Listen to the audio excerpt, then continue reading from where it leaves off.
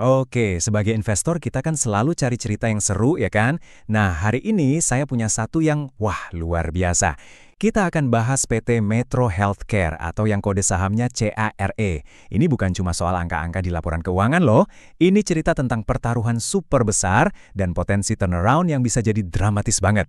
Yuk kita bedah bareng-bareng. Oke, kita langsung aja ke intinya ya. Lihat perbandingan ini. Di satu sisi, kapitalisasi pasarnya itu 14 triliun rupiah. Gede banget. Tapi di sisi lain, perusahaan ini rugi 80,3 miliar. Hah? Gimana ceritanya? Perusahaan rugi kok dihargai setinggi itu? Nah, ini dia paradoksnya. Teka-teki yang bakal kita coba pecahin sama-sama hari ini. Nah, buat mecahin teka-teki ini, kita butuh roadmap. Ini dia 5 langkah kita. Pertama, kita bakal lihat, kenapa sih pasar bisa seoptimis itu sama cerita pertumbuhannya? Kedua, kita bakal lihat kenyataannya, angka-angka finansial yang ya mungkin agak pahit. Ketiga, kita bedah senjata rahasia mereka, yaitu rencana sukuknya. Keempat, bagian paling seru, kita hitung-hitungan valuasi, bedain mana harga pasar, mana nilai aslinya. Dan yang terakhir, saya kasih contekan, hal-hal apa aja yang harus ada pantau ke depannya. Yuk, kita mulai dulu dari sisi positifnya, dari bull case-nya. Apa sih yang bikin para investor ini kok mau-maunya bayar mahal buat saham yang sebenarnya masih rugi? Nah, lihat grafik ini deh. Ini alasan utamanya. Belanja kesehatan di Indonesia itu kalau dibandingin negara lain masih kecil banget. Artinya apa? Artinya kue pasarnya ini masih punya ruang buat tumbuh jadi gede banget dan masih banyak yang bisa diperebutin. CARE ini lagi siap-siap buat ngambil potongan kue yang paling besar. Inilah yang bikin investor optimis. Dan CARE ini nggak cuma diem aja nunggu pasar tumbuh. Oh nggak, mereka geraknya agresif banget. Pendapatan langsung naik 31%. Itu karena mereka rajin akuisisi. Mereka nggak cuma nambah rumah sakit fisik, tapi juga lompat ke dunia digital, bikin aplikasi health tech. IPO mereka di 2020 itu ibarat bensin yang ngasih tenaga buat mesin pertumbuhan ini. Oke. Cerita pertumbuhannya emang kedengaran bagus banget ya. Tapi sebagai investor yang pinter, kita harus selalu lihat dua sisi. Sekarang, ayo kita buka kap mesinnya CARE dan kita intip angka-angka finansialnya yang sebenarnya. Nah, lihat deh lini masa ini. Ini udah ngerangkum semuanya. Lihat grafiknya. Naik turun kayak roller coaster kan? Sempat untung tipis di 2024, abis itu rugi lagi. Ini benar-benar nunjukin kalau jalan mereka buat jadi profitable itu masih terjal banget. Ingat ya, pendapatan naik itu belum tentu artinya laba juga ikut stabil. Sekarang, coba kita sandingkan CARE sama para seniornya di industri rumah sakit ya. Lihat aja PE ratio-nya.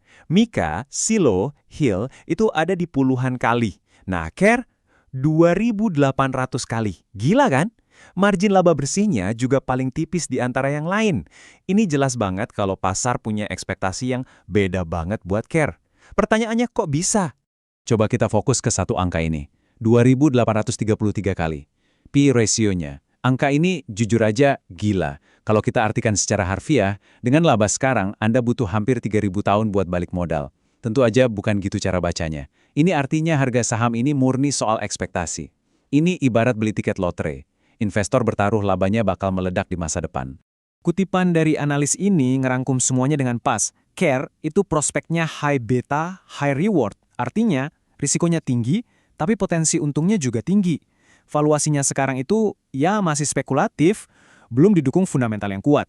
Jadi pertanyaannya, gimana cara mereka keluar dari situasi ini? Gimana caranya biar labanya stabil? Nah, mereka punya satu rencana besar, sebuah strategi keuangan yang bisa jadi penentu segalanya. Ayo kita bedah. Ini dia jurus andalan mereka, sukuk wakalah. Biar gampang, anggap aja kayak gini. CARE ngomong ke para investor, titip dana dong ke kita, nanti dananya kita puterin di bisnis rumah sakit, kalau ada untung kita bagi hasil. Simpel kan? Ini cara pintar buat dapat modal gede tanpa harus kena jerat utang bank yang bunganya tinggi. Nah, diagram ini ngejelasin alurnya dengan jelas banget. Jadi investor kasih dana. Terus CARE sebagai agen atau manajernya muterin dana itu di operasional rumah sakit mereka buat menghasilkan laba. Nah, laba yang didapat ini nantinya dibagi lagi ke investor. Simple, efektif, dan yang paling penting, mereka jadi bisa lepas dari utang bank. Terus, tujuannya apa sih nerbitin sukuk sampai 750 miliar ini? Rencananya itu cerdas, ada 3 langkah. Pertama, kumpulin modal gede dari investor profesional. Kedua, pakai duitnya buat bayar lunas utang-utang bank yang bunganya mahal itu. Ketiga, hasilnya, cash flow perusahaan jadi lebih lega, beban keuangan berkurang, jadi jalan menuju profitabilitas jadi lebih mulus.